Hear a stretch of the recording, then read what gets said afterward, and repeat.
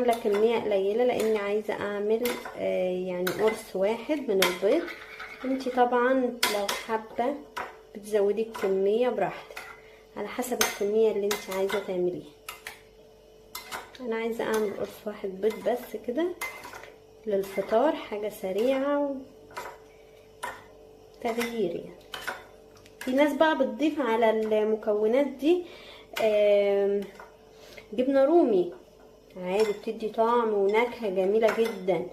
بس انا بصراحه قلت ايه يعني اوريكم الفيديو بالمكونات المتوفره في كل بيت. افرض انا ما عنديش جبنه رومي خلاص هقف مش هعملها، لا عادي اكمل واقوم اعمل الحاجه اللي انا نفسي فيها. بعد كده بقى بعد ما قلبناهم كويس واتجانسوا مع بعض كلهم، هبدا بقى اخد المكونات دي في نفس الطاسه وانزل بيها في نفس الطاسه اللي احنا كنا